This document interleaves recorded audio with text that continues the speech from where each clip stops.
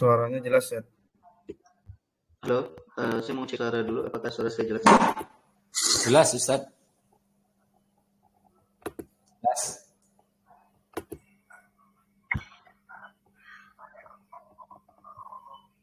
Halo? Iya, suara jelas ya? Jelas, Ustaz. Jelas. Suaranya jelas. Cek. Jelas. Suaranya jelas ya, Ustaz? Oke, baik. Oke. Baik. Bismillahirrahmanirrahim. Assalamualaikum warahmatullahi wabarakatuh. Innal hamdalillah nahmaduhu wa nasta'inuhu min syururi anfusina wa min sayyiati a'malina. May yahdihillahu fala mudilla lahu wa may yudlil fala hadiya lahu. Asyhadu an la ilaha illallah wahdahu la syarika lahu wa asyhadu anna Muhammadan 'abduhu wa rasuluhu la nabiyya ba'da. Allahumma shalli wa sallim wa barik 'ala sayyidina Muhammad wa 'ala alihi wa sahbihi ajma'in. Kita lanjut kembali kajian kita Fathul Ma'in karena Syekh bin Al-Maliki rahimahullah taala nafa'ana bi ilmihi.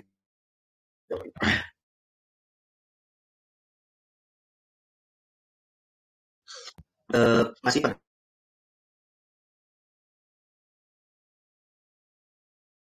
pembahasan sholat musafir, ya, sholat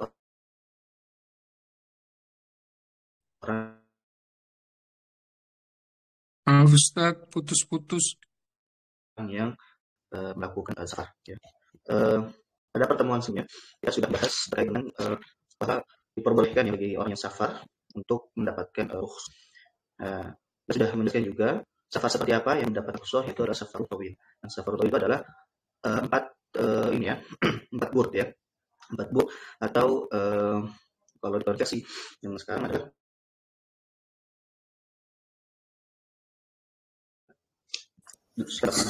Suaranya putus-putus, Ustaz. Kemudian juga kita telah membahas bahwa orang yang safar, dia baru bisa mendapatkan rukhsah itu ketika dia sudah melewati batas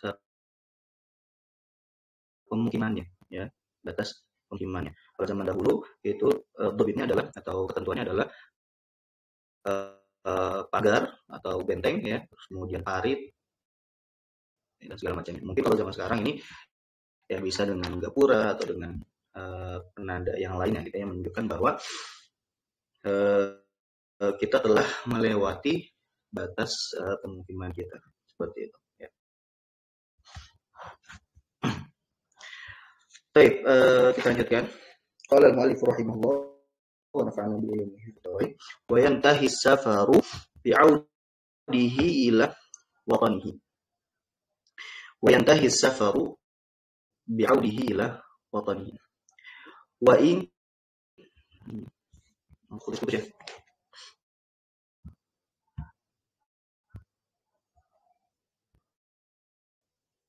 Sekarang bagaimana? Suara jelas? Masih putus-putus, Ustaz. Baik.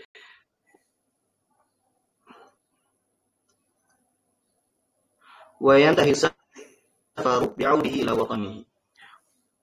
Wa in kana maran bihi aw ila mawdi'in akhar. Wa nawa iqamatahu bihi mutlaqan. Aw 4 ayyam sihah. Aw 'alima anna yabahu la yanqadi fiha. Thumma in kana yarju usulahu kulla waqtin. Oh, yeah.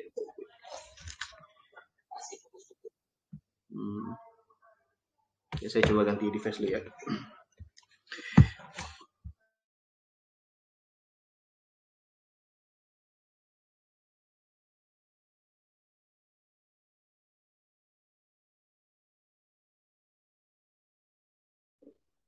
Sekarang bagaimana?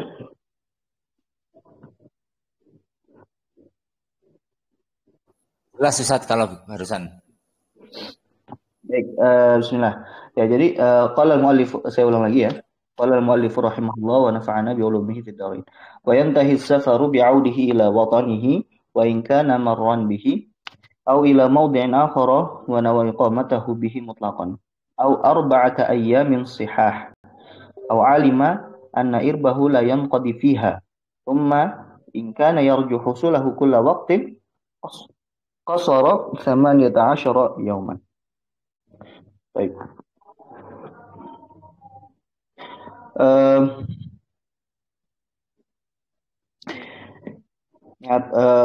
Pada pembahasan ini ya kita akan membahas terkait dengan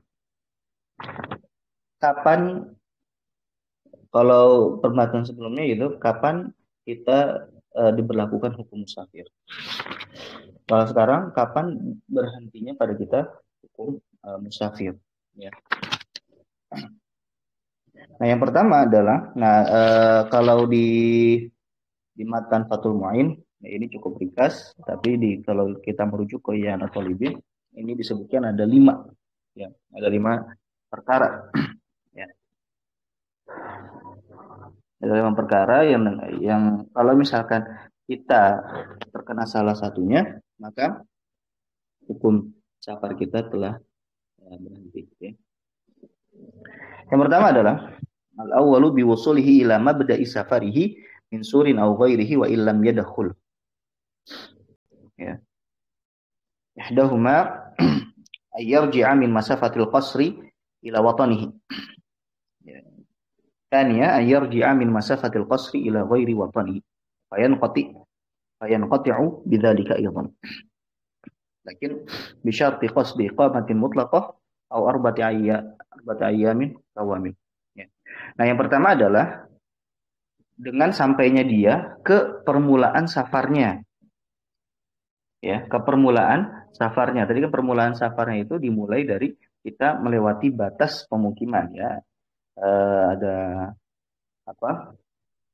Ada pagar atau ada parit atau ada ada benteng seperti itu ya. Nah, kalau kita sudah balik dari masafatul qasr, kita sudah safar ya. Kita sudah safar dan sudah menempuh 80 km. Kemudian kita balik lagi ke tempat kita. Nah, ke tempat kita. Kita selama perjalanan itu masih mendapatkan rukhsah. Nah, kapan berhenti hukum safarnya? Setelah sampai ya, setelah sampai di mana? Setelah sampai di permulaan safar kita. Ya. Jadi taruhlah misalkan dari Jakarta, ini gambaran ya, dari Jakarta dia pergi ke kota Bandung misalkan. Itu kan sudah masafatul qasri, sudah jarak qasar ya. Nah, kemudian dia balik lagi ke Jakarta. Ya, kemudian dia balik lagi ke Jakarta. Nah, selama perjalanan balik itu dia masih mendapatkan rukhsah. Ya, dia masih mendapatkan rukhsah. Kapan dia berhenti tidak mendapatkan rukhsah? Ya, ketika dia sudah mencapai awal permulaan dia safar, yaitu ketika dia tadi sudah mencapai batas pemukiman dia. Ya. Nah, itu kalau kembali ke watonnya, kembali ke tempat tinggalnya ya, ke watonnya. Nah, kalau sekarang ila ghairi watanihi, misalkan dari Bandung dia pergi lagi ya, kembali lagi ke taruhlah misalkan ke Cirebon gitu ya. Nah, dari Bandung ke Cirebon juga sama ya, masafatul qasri, jarak tempuh yang bisa kita qasar gitu ya. Nah, maka selama dia perjalanan balik itu ke kota Cirebon tadi, dia syaratnya ketika dia sudah sampai pemukim ya, batas pemukiman di kota tersebut ya, maka dia berhenti juga ininya hukum safarnya, tapi dengan syarat ya dia meniatkan iqomah, dia meniatkan singgah di tempat itu ya, misalkan 4 hari ya, selain hari masuk dan hari keluar ya, selain hari masuk dan hari keluar itu dia meniatkan 4 hari ya atau lebih. Nah, kalau dia meniatkan 4 hari atau lebih ya, selain hari masuk dan hari keluar, maka dia ketika masuk ke kota tersebut maka ya berhenti juga hukum safarnya. Nah, gitu, ya. Nah, kalau kita kasih contoh, misalkan dia sampai di kota Cirebon tadi dia di hari Senin, ya, di hari Senin. Nah, hari Senin itu tidak termasuk. Nah, berarti termasuk hitungan 4 hari itu di mana? Selasa, Rabu, Kamis, Jumat. Nah, itu masuk hitungan. Nah, dia pulangnya misalkan hari Sabtu. Ah, berarti dia sudah ketika datang di hari Senin itu sudah berhenti hukum safarnya. Nah, beda cerita kalau misalkan 4 hari ini dihitung juga hari Seninnya. Misalkan Senin, Selasa, Rabu, Kamis. Dia pulang hari Kamis. Nah, berarti kan di sini dia cuma 2 hari jatuhnya. Karena hari masuk yaitu hari Senin dan hari keluar hari Kamis itu tidak termasuk. Yang dihitung hanya cuma 2 hari. Itu Selasa dan Rabu, ya. Baik. Itu kondisi yang pertama, ya. Kondisi yang kedua, inqita'uhu bi mujarradi syuru'ihi fi ruju' ila ma safara minhu. Ya. Berhenti hukum safarnya ketika dia sudah mulai untuk balik lagi ke ke tempat dia mau safar, ke tempat tinggalnya, ya. Dengan dia hanya niat untuk pulang saja atau dengan niat mau pulang dan dia mulai untuk mau pulang, nah itu sudah berhenti hukum safarnya. Kapan kondisi seperti ini? Yaitu ketika dia belum sampai masa fatul qasri. Ya, dia baru jalan tadi mau ke Bandung, tapi di tengah perjalanan belum sampai 80 km, dia sudah mau balik lagi. Nah, kalau dia mau balik lagi, nah berarti permulaan dia balik ya di tengah perjalanan tadi itu sudah tidak mendapatkan rukhsah safar gitu ya. Ya, tidak mendapatkan rukhsah safar.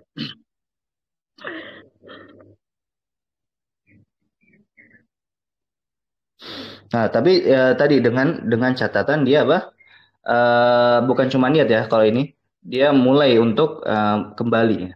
Nah, ada kondisi ketiga dia juga dengan hanya niat saja, hanya dengan niat balik ya dia sudah sudah berhenti ininya. Sudah berhenti rukhsahnya. Kapan? Yaitu ketika belum sampai masa fatul qasri, belum sampai 80 km, dia sudah meniatkan kembali ya. Tapi dengan syarat dia sedang singgah ya. Dia sedang singgah ya. Dia lagi misalkan di perjalanan ya, tadi perjalanan menuju ke Bandung. Ya. Dia singgah di ya, suatu villa misalkan ya. Dia singgah dulu sebelum ke Bandung. Nah, ketika disinggah itu dia tiba-tiba mau kembali lagi ya, mau pulang lagi. Nah, maka dengan hanya meniatkan saja ya, itu hukum safarnya dia sudah berhenti ya. Berarti sudah menjadi mukim lagi ya.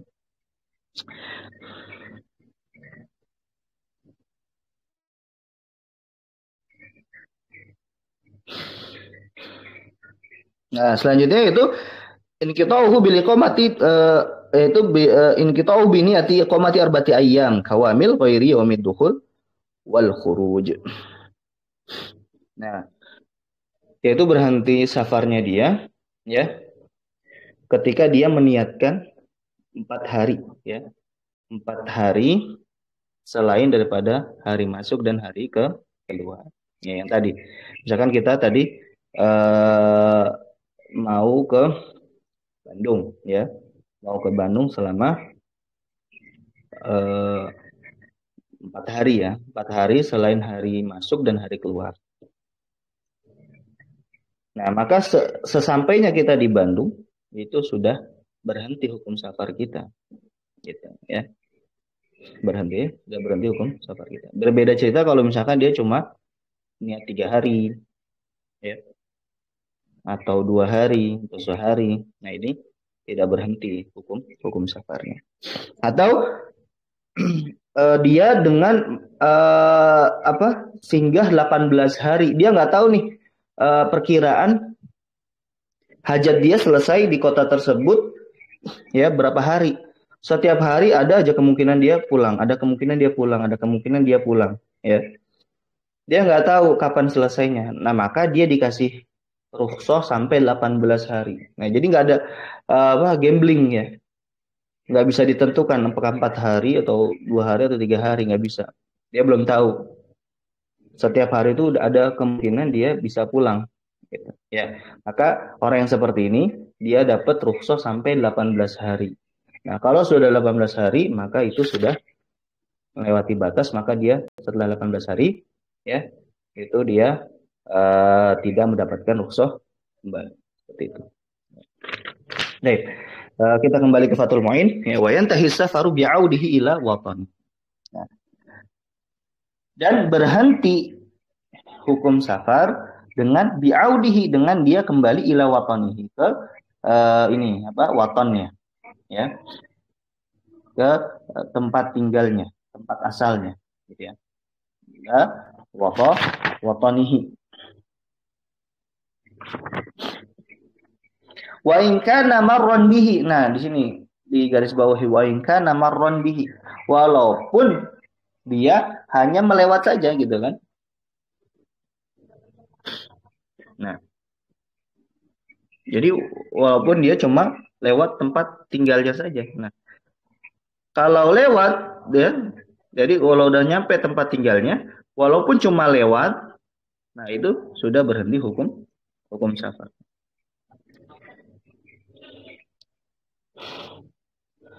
Au ila maudhi'in akhara. Au ila maudhi'in akhara, atau ke tempat lain selain tempat tinggalnya. Nah ini ya. Dia pulang ke selain tempat tinggalnya, tapi dengan catatan wa nawa iqamatahu bihi mutlaqan. Wa nawa iqamatahu bihi mutlaqan. Nah, dia niat di situ, niat di tempat itu untuk singgah ya, mutlak gitu, tanpa batas waktu. Ya. Ya. Nah, itu kan yang penting lebih dari 4 hari lah gitu. Au arba'ata ayyamin sihah, atau 4 hari ya, ini ya, atau 4 hari. Jadi 4 hari atau lebih, kalau misalkan dia niat 4 hari atau lebih di tempat itu, maka dia sudah ketika sudah nyampe di tempat itu, maka sudah berhenti hukum safarnya. Ya.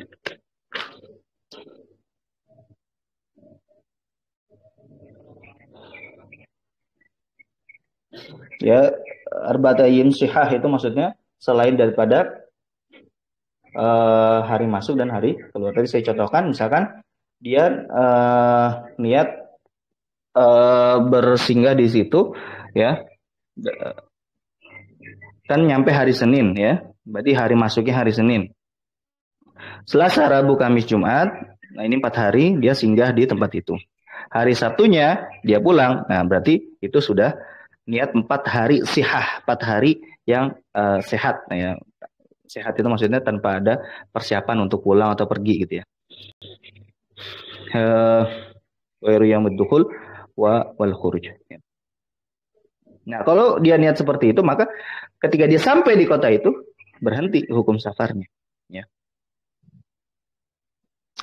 Au alima anna irbahu la yanqadi fiha, atau dia tahu kalau misalkan hajat kebutuhannya dia tidak selesai di 4 hari itu atau di hari-hari itu. Tsumma in kana yarju husulahu kulla waqtin. Nah, kalau misalkan dia kayaknya setiap hari ini dia prediksi, oh ini bakal selesai nanti besok ini bakal selesai. Oh, tapi nyatanya nggak selesai juga. Dia prediksi lagi, oh besok kayaknya selesai. Ternyata nggak selesai juga. Oh, kayaknya besok selesai.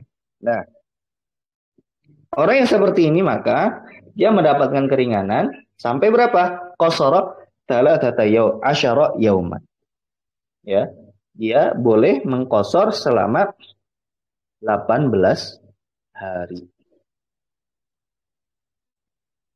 Ya, sampai 18 hari. Ya.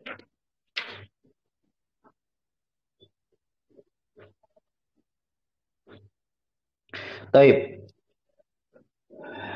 Ini sudah cukup jelas ya. Jadi dia kalau kembali ke dia habis melakukan perjalanan ya 80 km lebih, dan dia mau pengen kembali lagi, maka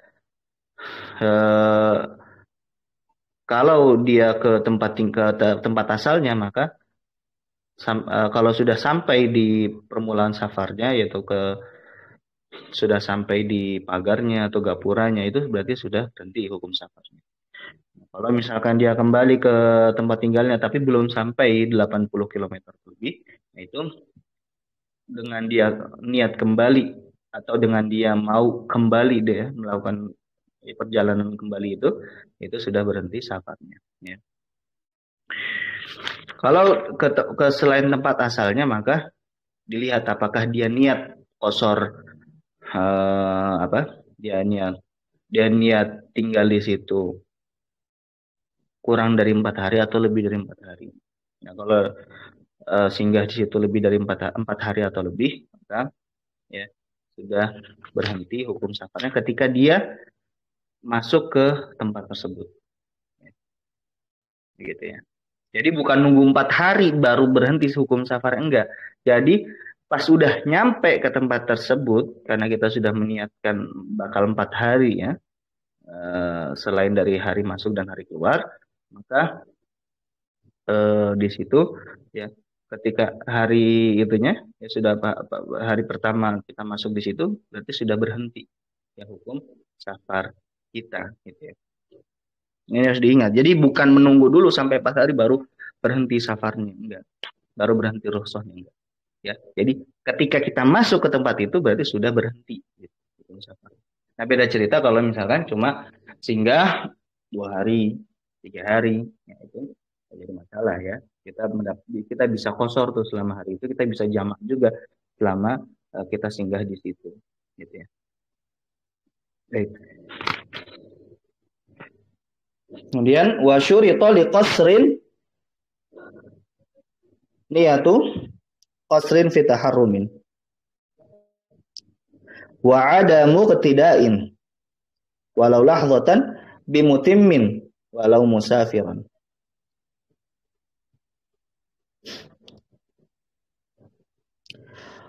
Wa taharruzun an munafiha dawaman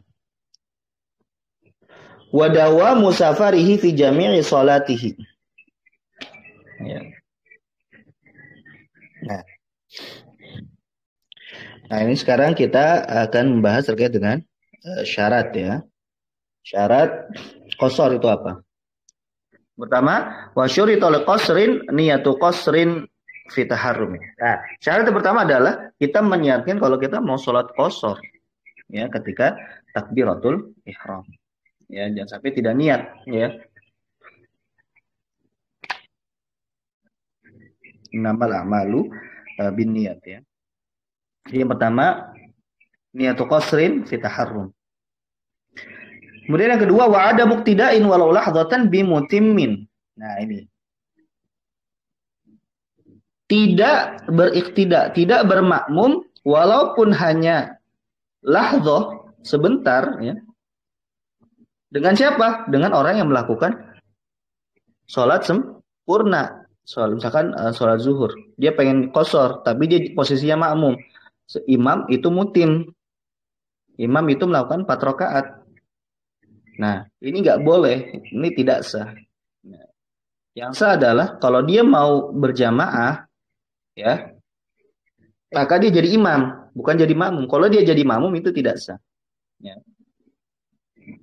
Walaupun misalkan kondisinya seperti ini, imamnya itu sudah melakukan 2 rakaat ya, berarti sisa 2 rakaat lagi. Nah, baru misalkan orang yang qasar gabung di situ.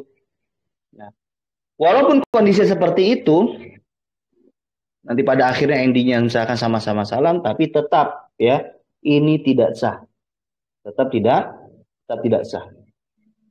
Ya. Tetap tidak sah.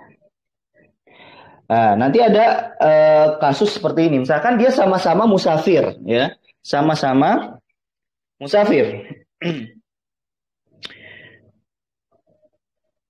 Dia nggak tahu nih, imamnya ini melakukan itmam atau qasar karena nggak diumumin gitu kan. Nah, orang yang seperti ini boleh misalkan. Kalau imamnya itmam, saya ikut itmam. Saya ikut menyempurnakan. Kalau imamnya qasar, saya ikut qasar. Nah, ini kondisi seperti ini boleh. Ya.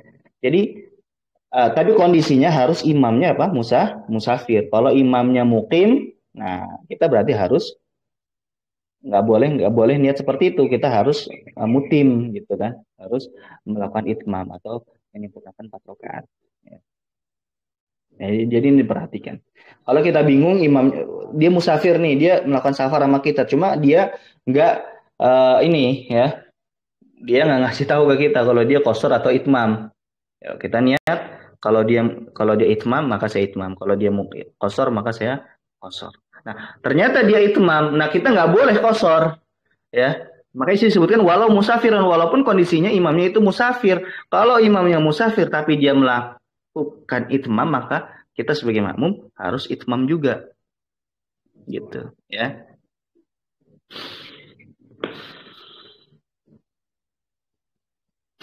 Ya. Dan wa taharruzun anil sebentar ya. Tadi walau lahdatan ya, fa in iqtada bihi fi juz'in min salatihi ka'an adrakahu akhir salatihi lazimahul itmam. Nah, walaupun kita ikut sertanya misalkan di akhir salatnya. Ya, di rakaat akhir si imam. Nah, kita wajib menyempurnakan juga dengan 4 rakaat. Nggak boleh kita menyempurnakan 2. Gitu, ya. Jadi walau lahdatan. Makanya kita harus tahu dulu imamnya ini itmam atau qasar. Ya. Kalau imamnya itmam, maka kita ikut itmam. Kalau imamnya qasar, kita boleh baru melakukan qasar ya.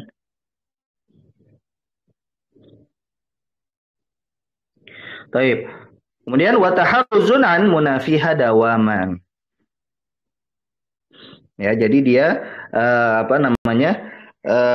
taharruz itu mewanti-wanti atau misalkan dia menjaga dari hal-hal yang hal-hal yang bertentangan dengan niat qasar ya selama sholat itu. Contohnya apa?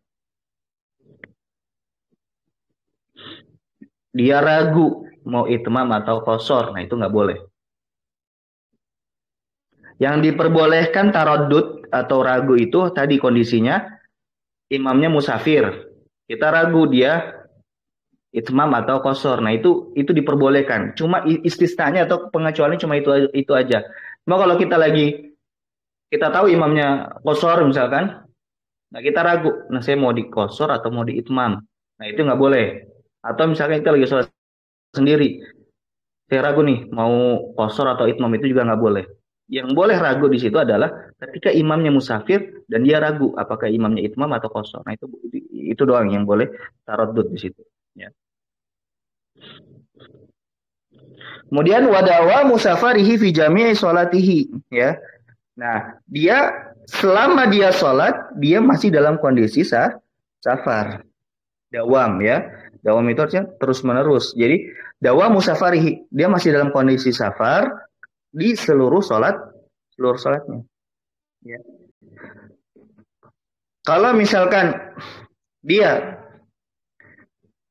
sholat ya di rakaat pertama dia dalam kondisi safar, tapi tiba-tiba di rakaat kedua dia sudah dalam kondisi mukim,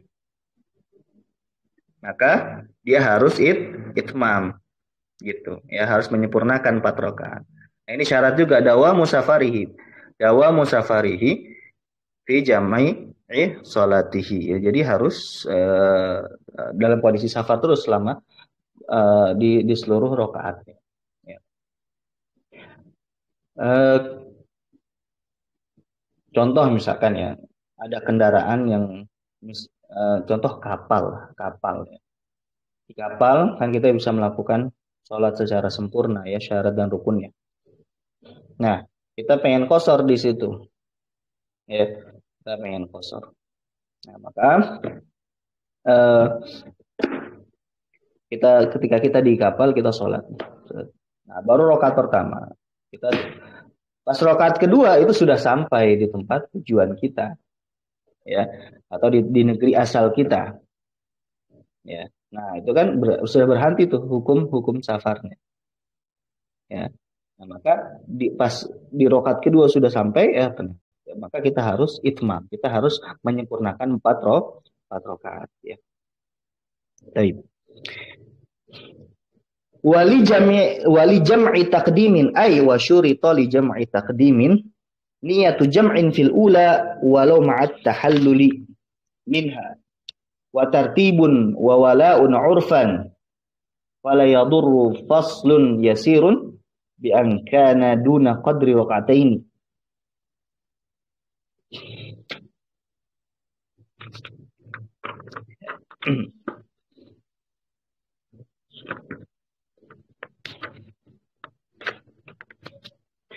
Baik.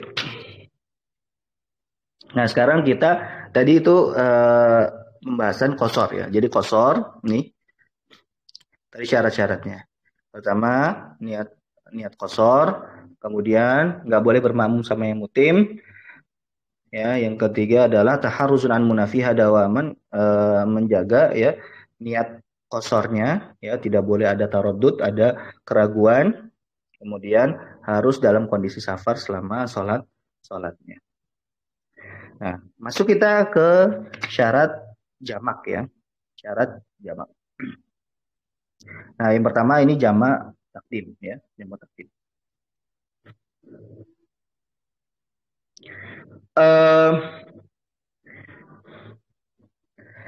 Ada 4 syarat kira-kira ya. Ada 4 syarat, yaitu yang pertama dawa musafar ila aqdis tsaniyah faqat. Yaitu masih dalam kondisi safar sampai permulaan sholat yang kedua. Permulaan sholat yang kedua yaitu ketika sudah masuk takbiratul ihram sholat yang kedua. Nah, itu dia dalam kondisi safar. Beda cerita kalau misalkan sholat yang pertama, misalkan sholat zuhur, lagi sholat zuhur ya, jamak takdim ya. Sholat zuhur, tiba-tiba sudah selesai, pas masuk mau sholat asar, nah dia kondisinya sudah mukim. Nah itu, atau sudah selesai misalkan safarnya. Nah itu berarti dia nggak boleh jamak lagi.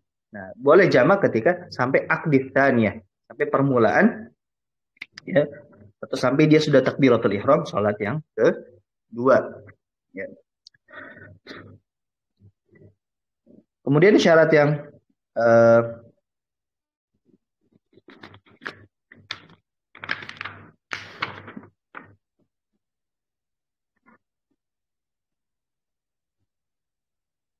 ini nggak berurutan ya di sini. Baik, saya kembali ke Fathul Muin aja ya. Wali jam'i taqdimin niyatu jam'in fil ula ya. Nah, yang pertama adalah niyatu jam'in fil ula. Ya. Niat jamak di sholat yang pertama. Nah, di sholat yang pertama berarti dia boleh meniatkan dari takbiratul ihram. Nah, kalau di niatul qasar, niat qasar itu harus di takbiratul ihram. Nah, kalau niat jamak takdim ini tidak perlu di takbiratul ihram. Misalkan dia luput niatnya pas takbiratul ihram buat niat jamak, ya. Tapi di tengah-tengah sholat, oh iya, saya nanti mau jamak nih. Nah, dia niatkan di tengah-tengah sholat yang pertama, itu boleh. Nah, makanya walau ma'at tahalluli, walaupun bersamaan dengan tahallul atau salam, ya. Ketika dia mau salam, baru dia niat jamak. Nah, itu juga boleh, ya. Jadi tidak disyaratkan ketika takbiratul ihram. Yang intinya selagi dia masih dalam keadaan sholat yang pertama, dia boleh niat jamak, ya. Jadi tidak disyaratkan harus di takbiratul ihram. Nah, beda cerita tadi dengan qasar. Kalau qasar dia harus di takbiratul ihram, ya.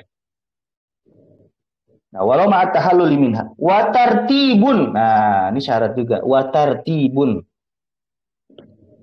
Dia harus tertib, berurutan, ya. Zuhur dulu baru asar, maghrib dulu baru isya.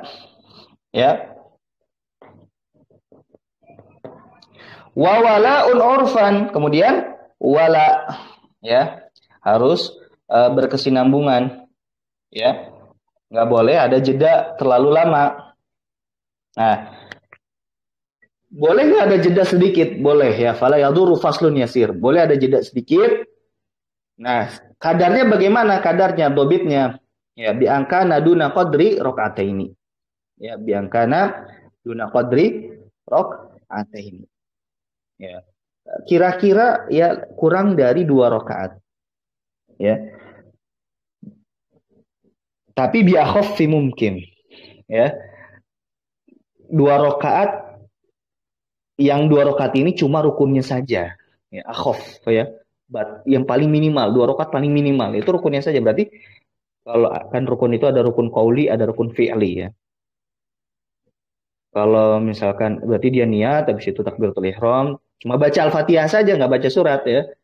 Baca Al-Fatihah saja, habis itu dia ruku tanpa baca, i'tidal tanpa baca, ya kemudian sujud tanpa baca, cuma melakukan gerakan saja ya. Nah, nanti bacaan Al-Fatihah lagi ya, terus tasyahud ya, tasyahud akhir. Nah, tasyahud, sholawat ya, kemudian salam. Itu kira-kira berapa menit tuh? Ya. Ya itu dikadar, iya pokoknya sekadar segitu ya. Jadi boleh ada jeda, jedanya tidak boleh terlalu lama. Ya, tadi dikadarnya dengan 2 rakaat, yang dia 2 rakaat itu ya akhaf mungkin, ya akhaf mungkin, batas minimal ya, yaitu ketika cuma rukun dan syaratnya saja yang dilakukan. Ya. Nah, jadi ada 3 yang disebutkan di Fathul Mu'in. Yang pertama tadi niatu jam'in fil ula, niat jamak di sholat yang pertama ya, tidak harus di takbiratul ihram ya, ini jadi catatan ya, supaya saya tadi nggak niat jamak pas takbiratul ihram ya, tetap boleh, yang penting dia masih di sholat yang pertama. Kemudian tertib, kemudian wala ya, bersinambungan ya, tiga syarat ini ya yang disebutkan di Fathul. Nah, syarat yang keempat disebutkan di I'anatul Talibin, itu dawa musafar ila aqdi tsani tadi ya. Dia masih dalam kondisi safar sampai permulaan sholat yang kedua ya. Itu syarat yang keempat. Syarat yang kelima, kaunus safar li gharadin shahih ya, safarnya dia karena tujuan yang sah, yang dibenarkan. Nah, ini sudah kita jadi bahasan ya di pertemuan pekan lalu gitu ya.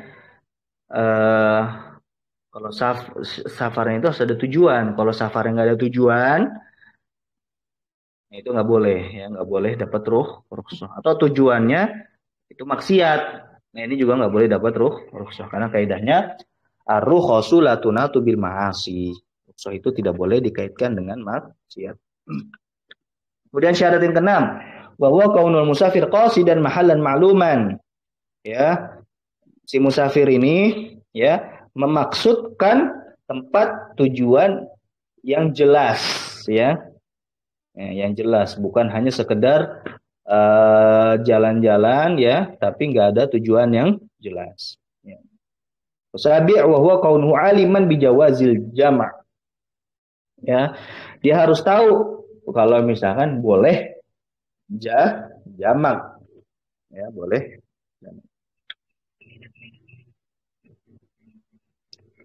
Baik.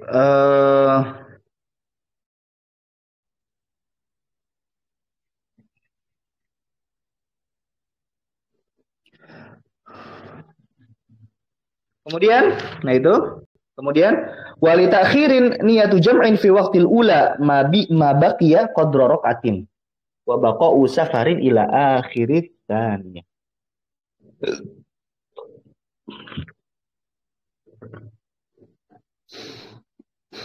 Nah, wali takhirin niyatu jam'in fi waqtil ula. Nah, sekarang niat jamak untuk jamak takhir ya. Kalau tadi jamak takdim, ada tertib, ada wala, ya, ada apa? Niat jamak fil ula, ya, fi sholatil ula. Nah, sekarang jamak takhir, apa saja syaratnya? Ya, syarat yang pertama adalah niatu jam'in fi waqtil ula. Nah, niat jamak di waktu yang pertama. Nah, ini beda. Kalau yang tadi yang jamak takdim fil ula, kalau ini fi waqtil ula. Bedanya apa? Kalau fil ula berarti di sholatnya, ya, di sholat yang pertama. Nah, kalau fi waqtil ula berarti di waktu sholat pertama. Maksudnya apa? Misalkan gini, kita mau niat jamak takhir, berarti selama waktu zuhur, misalkan sholat zuhur dan asar ya, Kita mau menakhirkan di waktu asar. Berarti selama waktu zuhur itu kita harus ada niat bahwasanya kita pengen sholat jamak takhir. Nah, kalau di selama waktu zuhur itu tidak ada niat, maka kita sama aja mengakhirkan sholat tanpa ada. Berarti ini kita telah melakukan dosa ya, karena kita mengakhirkan sholat tanpa ada niat. Nah, gitu ya. Jadi harus ada niat dulu selama di waktu yang pertama tadi ya. Kita harus ada niat bahwasanya kita ingin mengakhirkan sholat gitu ya. Fi waktil ula ya, di waktu yang pertama. Sama misalkan jamak takhir maghrib dan isya ya, gitu juga sama. Berarti di waktu maghrib, selama waktu maghrib itu kita ada niatan bahwasanya kita pengen mengakhirkan sholat ya. Ma baqiya qadra rakaah. Nah, di sini sampai kapan batasnya? Yaitu sampai tersisa kadar satu rakaat. Nah, dari awal masuk waktu zuhur kita belum niat ya. Sampai sisa waktu misalkan tinggal beberapa menit saja. Di beberapa menit itu kita cuma bisa bisa sholat satu rakaat. Nah, sampai batas itu ya, maka kita boleh meniatkan ya. Nah, kalau kurang daripada batas satu rakaat, maka kita berdosa karena kita mengakhirkan sholat tanpa ada niat gitu ya. Misalkan tinggal setengah menit lagi ya. Setengah menit atau misalkan tinggal beberapa detik lagi. Beberapa detik itu kan nggak bisa untuk satu rakaat gitu. Satu rakaat nggak mampu gitu kan. Maka kita di sini tiba-tiba baru niat. Nah, itu ya berdosa di situ karena kenapa? Karena kita mengakhirkan sholat ya tanpa ada nih ya. Jadi batas akhirnya adalah hingga tersisa di waktu itu kita bisa melakukan satu rakaat ya, kadar. Makanya di sini sebutan qadra rakaah ya, kadar satu rakaat. Nah, kadar satu rakaat itu berapa menit sih? Nah, itu coba dihitung sendiri ya. Kadar satu rakaat itu. Taib wa baqa'u safarin ila akhirit thaniyah. Dan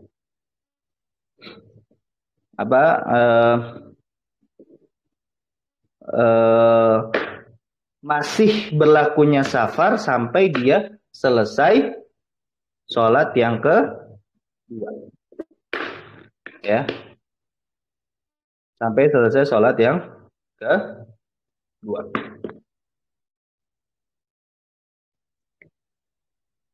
Nah, sekarang kalau misalkan dia pengen mengakhirkan, tapi ya di pertengahan sholat yang kedua dia lagi sholat isya ya, di jamaah akhirnya, tapi di pertengahan sholat yang kedua di sholat isya tadi ya hilang hukum safarnya karena dia sudah sampai ke tempat tujuannya misalkan atau ke kampungnya ya. Bagaimana? Ya, berarti di situ jatuhnya adalah qada la itsma lahu atau la itsma fihi. Qada'un la itsma fihi. Maka jatuh hukumnya bukan sholat adaan lagi, sholat di waktunya. Ya, tapi bukan. Bukan, gini. Jadi misalkan kalau sholat yang kedua berarti masih inilah ya. Misalkan dia mengakhirkan sholat. Nah, ternyata di mau sholat yang pertama, ya, mau sholat maghrib misalkan, ya ternyata dia sudah hukum safarnya sudah selesai, ya, maka itu jatuhnya qada, ya sholat qada bukan sholat adaan lagi, ya, bukan sholat jamak lagi itu, ya, tapi sholat qada, dia mengqada sholat berarti jatuhnya, ya. Tapi apa? La itsma fihi, tidak ada dosa. Ya, tidak ada dosa. Sama nih konteksnya seperti ini. Dia melakukan perjalanan. Ya, dia melakukan perjalanan. Ya, dia pulang. Dia sudah tadian pulang ya, eh, pulang dari jarak 80 km, berarti kan dia boleh untuk jamak ya, jamak takhir. Nah, saya nanti sholatnya di jamak takhir aja. Sebelum dia melakukan sholat, dia sudah sampai di tempat nih, ya, sudah sampai di rumahnya, gitu kan, sebelum dia sholat. Nah, maka sholat yang dia lakukan itu bukan sholat jamak lagi, tapi sholat kodok jatuhnya, ya, sholat kodok. Berarti sholat maghribnya atau sholat misalkan zuhurnya itu jatuhnya kodok, bukan sholat jamak. Berdosa atau tidak? Tidak berdosa. La isma fihi. Gitu. Makanya boleh kalau misalkan kita masih dalam perjalanan ya, kita pulang dari perjalanan jauh, nanti sholatnya saya akhirkan saja ya. Jadi nggak perlu kita sholat di tengah perjalanan ya. Misalkan kita melipir dulu ke masjid ya, ya boleh aja sih ya, ya terserah gitu. Tapi itu tidak wajib gitu ya, itu tidak wajib gitu, tidak wajib. Jadi kita boleh untuk mengakhirkan nanti saya sholatnya ketika sudah sampai rumah saja, gitu kan. Nah, tapi perlu diingat itu jatuhnya bukan sholat jamak nanti ketika sudah sampai ke tempat tujuan, itu bukan sholat jamak tapi sholat kodok ya, sholat kodok yang tidak berdosa. Kenapa tidak berdosa? Karena selama kita perjalanan itu, selama kita melewati waktu yang pertama, kita dalam keadaan ya, dalam keadaan safar ya, kita masih mendapatkan rukhsah gitu. Kita berhenti rukhsahnya ketika kita masuk ke waktu yang kedua gitu kan. Nah, itu jadi tidak ada permasalahannya. Wa baqau safarin ila akhir tanya ya, masih dalam safar sampai akhir sholat yang kedua. Maka kalau di tengah-tengah ya dia sudah berhenti hukum safarnya, maka jatuhnya kodok, sholat kodok la itsma fihi, yang tidak ada dosanya. Baik.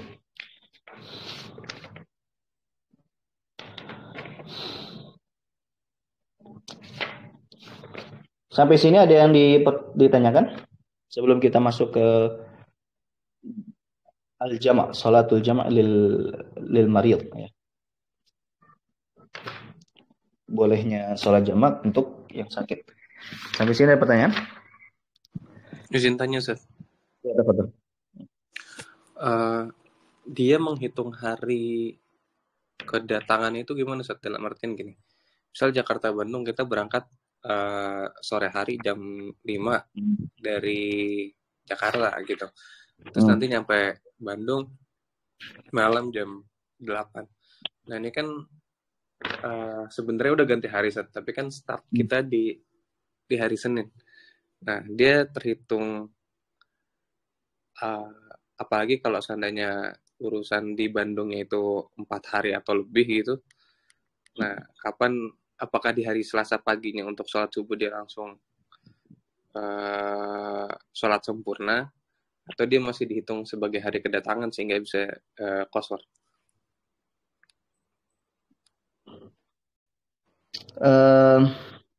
Tadi dia nyampainya jam berapa?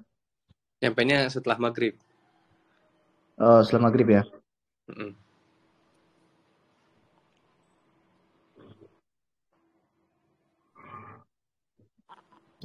Bentar ya.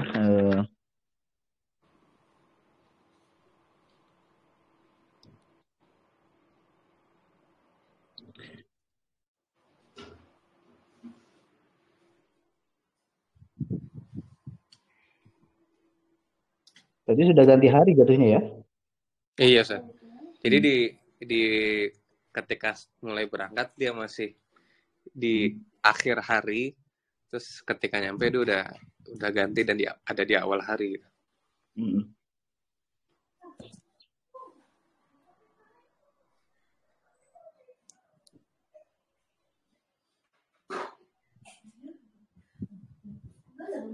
Belum ada keterangan jelas sih.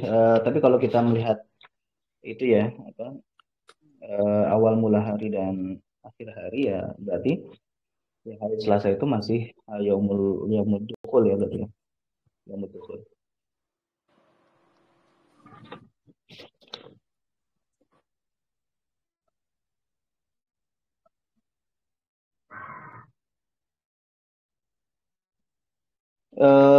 Belum ada keterangan jelas yang saya lihat, saya cari-cari di Tolibin. Mungkin nanti di kitab lain ada ya. Tapi kalau kita lihat dari hari itu kan perhitungannya dari pada maghrib, maka berarti dia masih masuk ke hari dukhul gitu kan. Jadi hari Selasanya dia masih terhitung belum terhitung ini ya yaumun kamil, hari sempurna. Soalnya kan kalau di sini ibaratnya kamil ya, yaumun kamil atau arba'atu ayyamin kawamil. Ya berarti sehari semalam itu dia tidak dalam kondisi safar. Nah, beda kalau yaumul khuruj sama yaumul dukhul, di sehari semalam itu dia ada kondisi di mana dia safar gitu ya.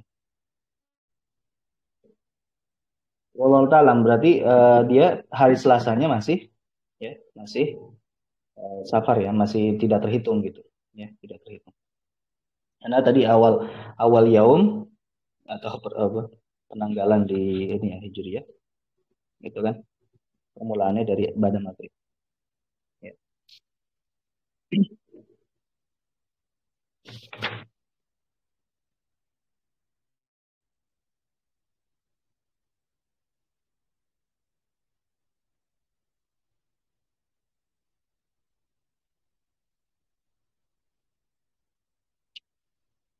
Mungkin seperti itu ya.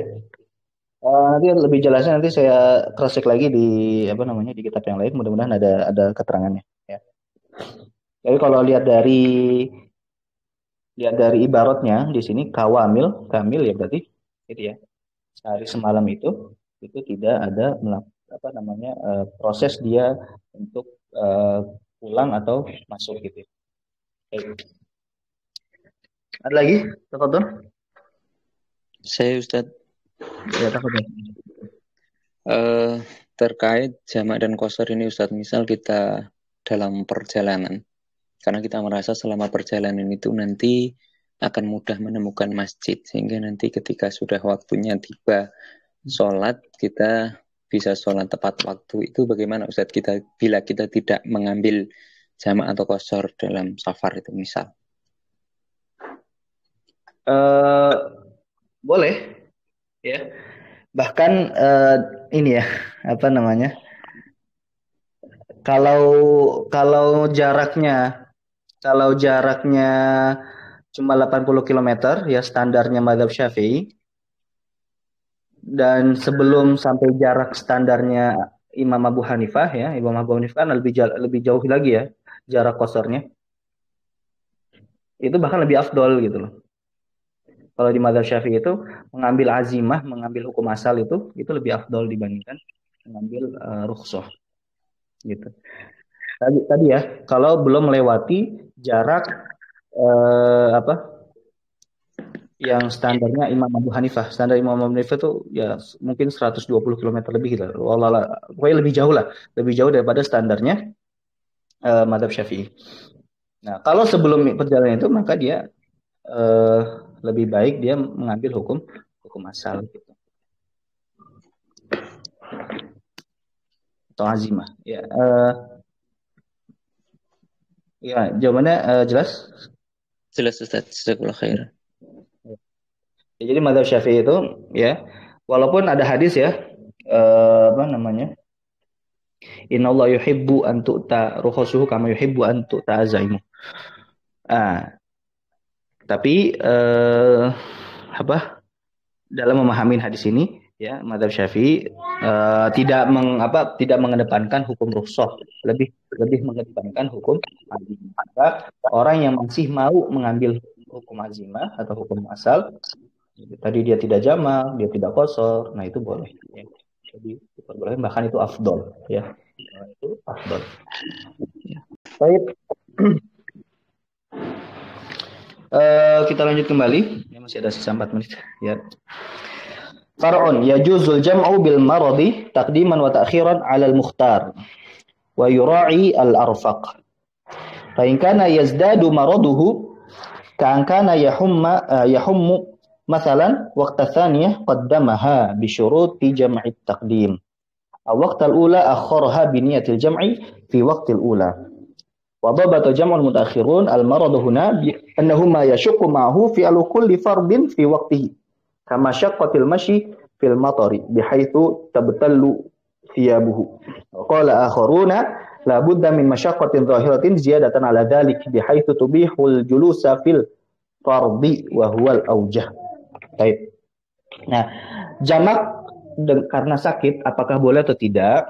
Nah, pendapat resmi itu tidak boleh ya. Pendapat resmi tidak boleh. Tapi makanya di sini tapi pilihan pribadi ya. Ini ada apa namanya? Makanya disebutkan alal mukhtar ya, juzul jam'u bil maradi taqdiman wa ta'khiran. Boleh jamak karena sakit takdim dan takhir ya. Takdim dan takhir, baik takdim maupun takhir. Alal mukhtar. Menurut pilihan ya, pendapat pilihan. Jadi kalau disebutkan mukhtar itu bukan pendapat resmi tapi pendapat pilihan yang sifatnya itu pribadi ya.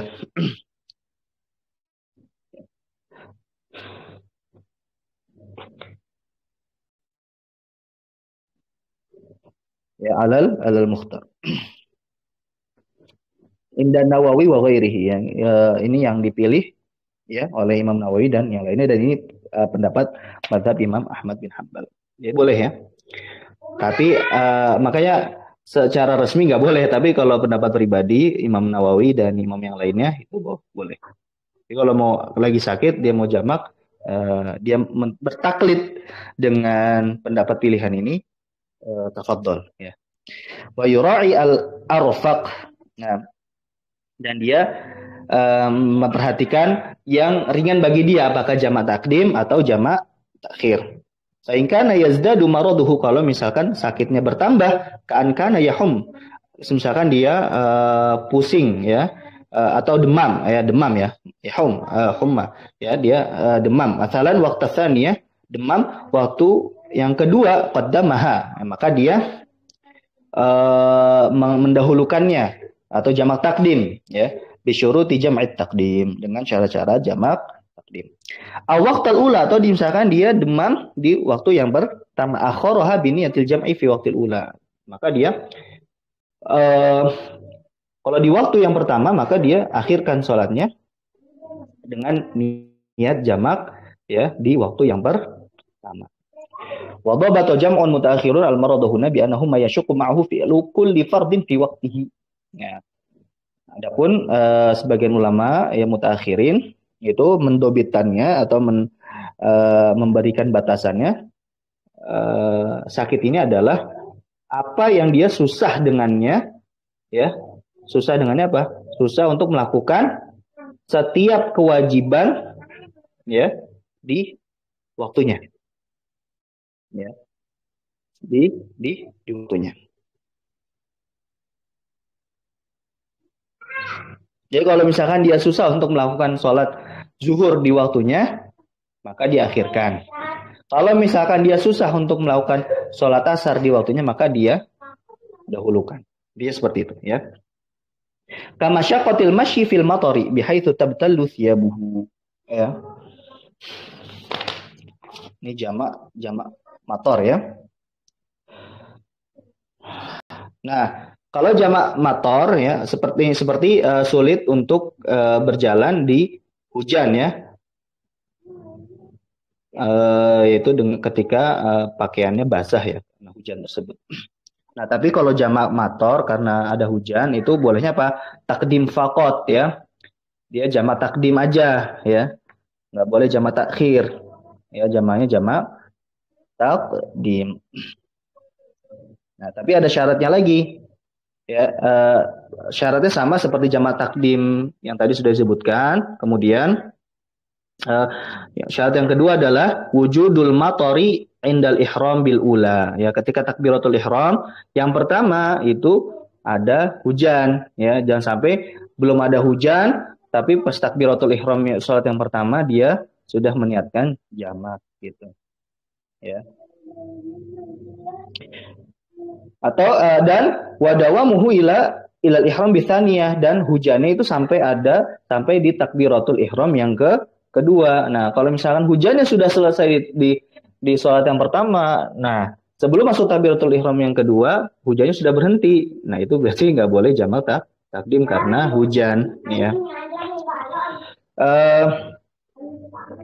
Terusnya syarat selanjutnya adalah wa yusalliya muridul jam'i jama'atan fi makanin masjidin aw ghairihi ba'idin an babi darihi bihaitsu yata'adza bil matari fi tariqihi.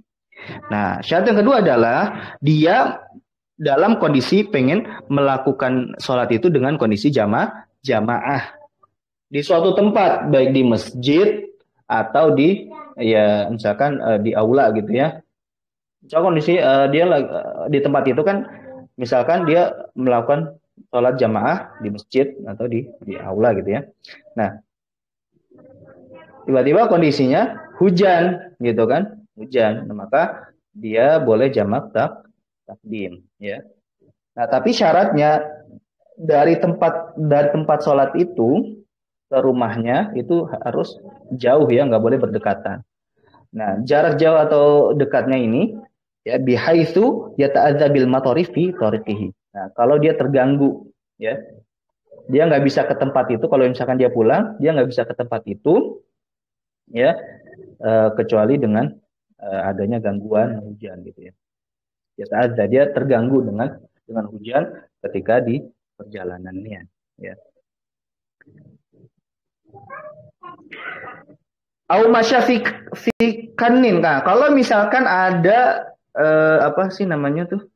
penutup, ya, antara rumahnya dengan tempat sholat jamaah tadi, ya. Karena ada yang rumahnya itu berdekatan dengan masjid, ya, dan dari rumah ke masjid itu ada penutup, ya, ada penutupnya, ya. Nah, itu nggak boleh dia melakukan jamak, ya. Au sholat munfaridan, atau dia sholat sendiri, ya, atau sholat sendiri walaupun di tempat jamaah, atau walaupun dia sholat di masjid, yang di masjid itu kan dilakukan sholat jamaah, itu juga nggak boleh, ya, nggak boleh dia jamak, ya. Nah, kan tadi nggak boleh, ya, yang rumahnya berdekatan dan ada penutup untuk menuju ke masjid, gitu kan? Itu tadi nggak boleh. Dikecualikan siapa? Yang dikecualikan adalah imam sholat rotib. Nah, imam sholat rotib, ya, itu dikecualikan. Kalau dia posisi sebagai imam, nah dia boleh juga ikutan jamak. Kenapa diperbolehkan? Ya, karena kalau nggak ada imam rotib ini, sholatnya jamaahnya nggak akan terlaksana. Maka yang boleh atau yang dikecualikan, yang boleh adalah cuma si imam ini, gitu ya. Nah, yang lainnya itu nggak boleh kalau misalnya kondisi seperti itu, ya. Lintifa ta'adzi, karena gangguannya nggak ada, gitu, ya. Jadi bolehkannya jamak karena hujan itu karena ada gangguan, gitu kan. Seandainya dia pulang lagi, nah nanti dia nggak bisa balik dan nggak bisa melakukan sholat jamaah, kan gitu. Makanya diperbolehkan jamak takdim, ya, takdim aja, ya, takdim aja, ya, nggak boleh jamak takhir. Baik. Wa qala akharuna la budda min masyaqqatin dhahiratin ziyadatan ala dzalik bihaitsu tubihul julusa fil fardhi. Ya. Kalau ulama yang lain mengatakan harus ada kesulitan yang nyata yang melebihi itu. Contohnya, ya, bihaitsu tubihul julusa fil fardhi, ya. Yang mana sakit itu mengharuskan orang itu sholat dengan kondisi duduk, gitu ya. Wahwal aujah, dan ini pendapat yang aujah, tamat, ya. Baik.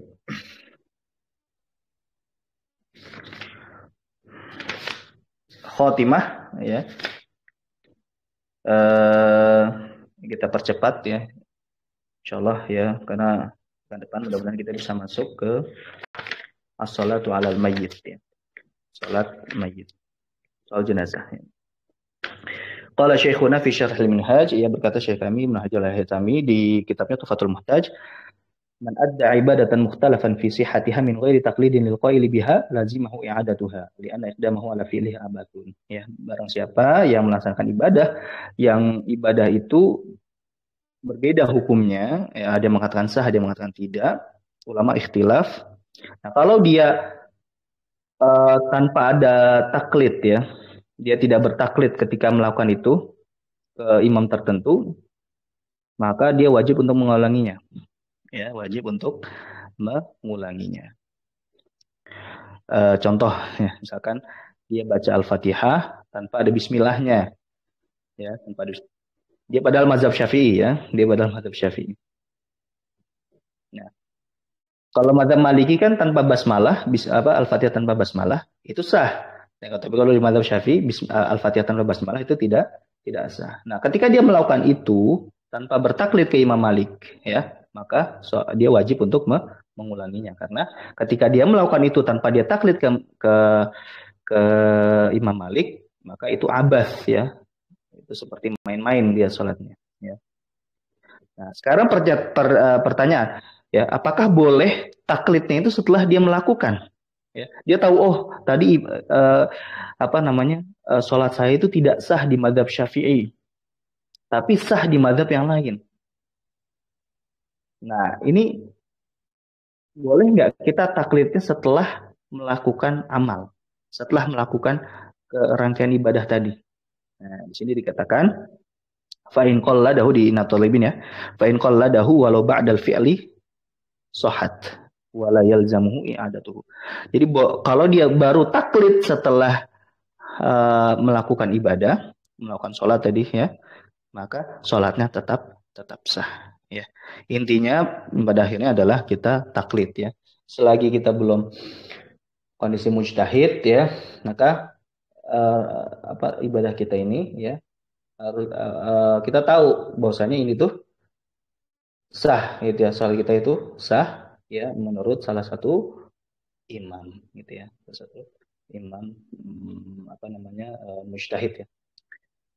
Kalau kita tahu oh di mazhab Syafi'i ini tidak sah, tapi dia tidak taklid kemana-mana, nah itu dia wajib untuk mengulanginya. Nah, kalau dia dia bertaklid walaupun setelah selesai ya, ibadah atau selesai sholat tadi, ya maka tetap dihukumi. Ya, makanya kalau ada yang baca Al-Fatihah tanpa basmalah, baru dia taklid itu baru setelah sholat, ya, itu tetap dianggap sah. Ya, makanya ya kita pastikan dulu ya. Ya, kaidah ini kaidah yang meringankan kita. Karena kan kadang kita ini ya pengen misalkan beriltizam atau komitmen dengan mazhab Syafi'i, tapi di beberapa perkara ya kita mendapati kesulitan gitu ya. Misalkan di Masjidil Haram ya kita kondisi lagi haji atau nggak umroh, lagi tawaf gitu kan. Nah, itu sangat sulit menghindari tidak bersentuhan kulit dengan kulit antara lawan jenis gitu kan. Nah, apakah boleh kita bertaklid ke mazhab Hanafi yang tidak menganggap itu batal? Nah, menurut kaidah ini ya diperbolehkan gitu kan. Walaupun mazhab kita mazhab Syafi'i. Ya, tapi ketika kita keluar dan bertaklid dengan imam yang lain yang mengatakan itu sah, maka itu diperbolehkan ya. Selagi kondisi kita atau ini kita masih muqallid ya, bukan mujtahid. Nah, berbeda dengan mujtahid. Kalau mujtahid, kalau sudah mujtahid, nah itu dia harus melaksanakan sesuai dengan hasil ijtihadnya. Baik, wallahu taala a'lam wa a'lam. Ini sampai sini dulu ya. Insyaallah pekan depan kita masuk ke salat jenazah. Dan dia praktek bukan sholat jenazah saja, tapi juga ada ini juga praktek dalam pengurusan jenazah gitu ya. Tapi mungkin itu tadi yang terkait dengan waktu ya, hari Yaumul Khuruj dan Dukhul ya. Untuk lebih jelasnya nanti insyaallah saya akan cari di kitab yang lain, mudah-mudahan ada gitu ya, ibarat yang jelas ya, yang lebih gamblang. Karena kalau misalkan nggak ada ibarat yang gamblang, kita menjaga gitu ya. Karena apa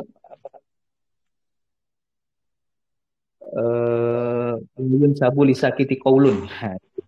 Tidak boleh dinisbatkan orang yang tidak mengatakan sesuatu itu perkataan apapun gitu ya. Walaupun konsekuensi dari tadi ya, dari pemahaman ibarat ini itu seperti ini gitu kan. Itu hanya sekedar muqtado atau konsekuensinya saja. Tapi apakah benar gitu kan konsekuensi itu?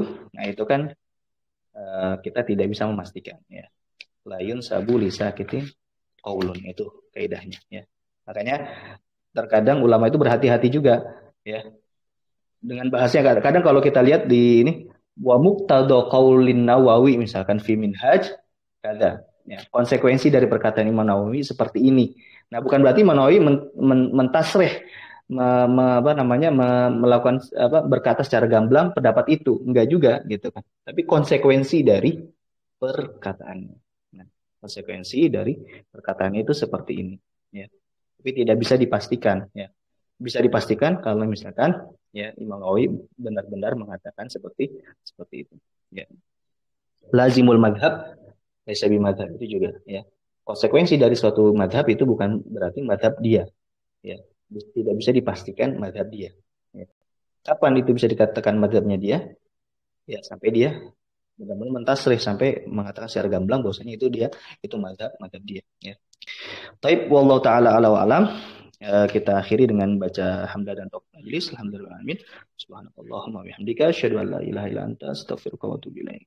Assalamualaikum warahmatullahi wabarakatuh.